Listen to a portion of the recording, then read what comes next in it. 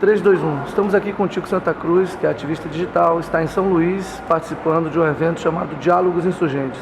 Tico, como é que começou essa sua, vamos dizer, retórica política? Como é que começou esse movimento todo? Bom, desde a época que eu estudei na UFRJ, em 1997, eu fiz Ciências Sociais na UFRJ, eu comecei a me interessar, obviamente, pelas questões sociais e políticas não só do Brasil, mas principalmente aqui do Brasil. E dentro do Detonautas, a pauta política sempre esteve presente também nas músicas da banda, nas nossas manifestações, nos shows e tudo mais, num período ainda que a população não estava tão conectada com esse debate de forma tão intensa como a gente está conectado hoje em dia.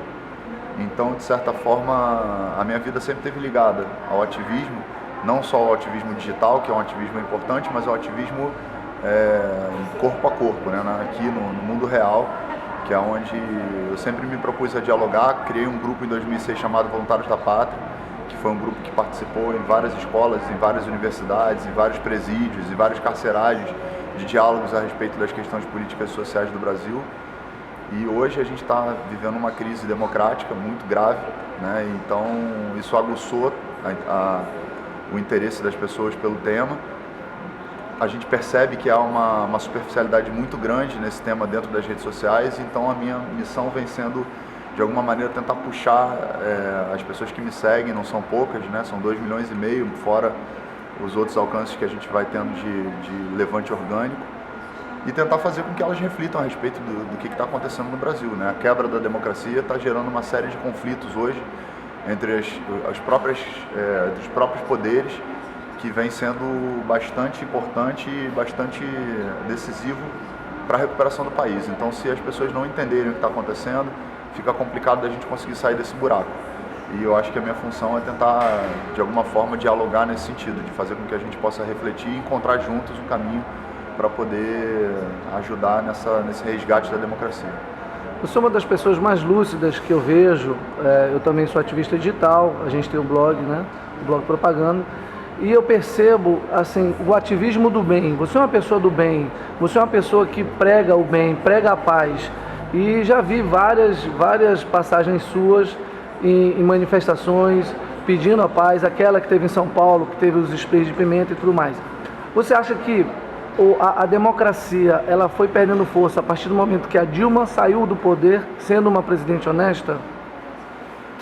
Eu acho que a democracia começou a ser colocada em risco no momento em que a Dilma ganha as eleições e o Aécio não aceita o resultado, o PSDB não aceita o resultado, e já começa a minar desde o primeiro momento, antes até do início do mandato de 2014, gerando na sociedade uma efervescência perigosa, né? Isso foi aumentando, se intensificando, obviamente com o apoio de uns setores da mídia que são bastante seletivos na forma de reportar as informações do que está acontecendo ao Brasil, certamente com interesses que são esses interesses que a gente está vendo agora, de quem chegou ao poder, quer dizer, diminuir os gastos públicos, os gastos sociais e tentar de alguma maneira enfraquecer as bases que puderam se mobilizar ao longo dos últimos 13 anos.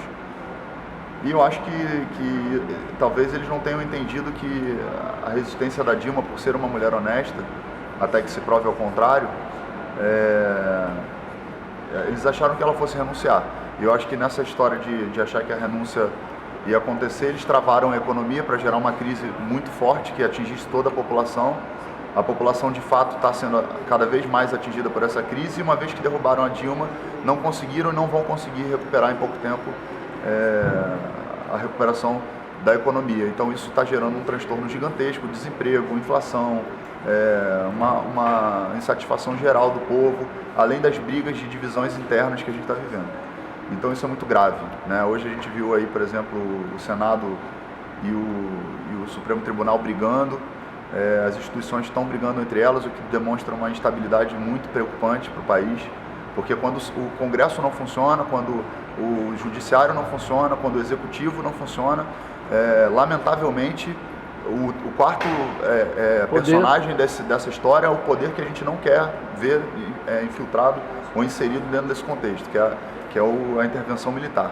Então eu espero sinceramente que as pessoas tenham bom senso para poder resolver esse problema de forma política e dialogando para que a gente não chegue a extremos num momento tão delicado da nossa existência aí nesses anos. Para finalizar, Tico, qual a mensagem que você passa para os jovens, para essas pessoas que estão acompanhando o desenrolar dessa crise horrorosa desse governo golpista do Michel Temer?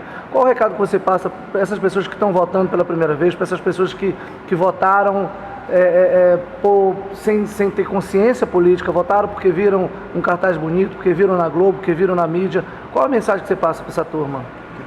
Que tenham lucidez, que tenham tranquilidade, que não embarquem na histeria, que embora seja uma coisa que contamina, não se deixe levar por esse sentimento, né, de paranoia também, porque começa a ficar todo mundo paranoico.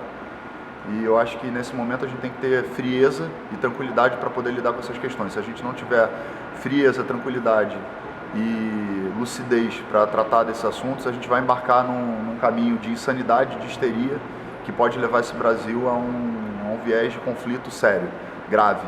Então eu espero só que as pessoas tenham consciência disso e possam lutar de forma consciente pelo melhor para o país e não para seus interesses próprios. Obrigado, Tico. Valeu. Um abraço, querido.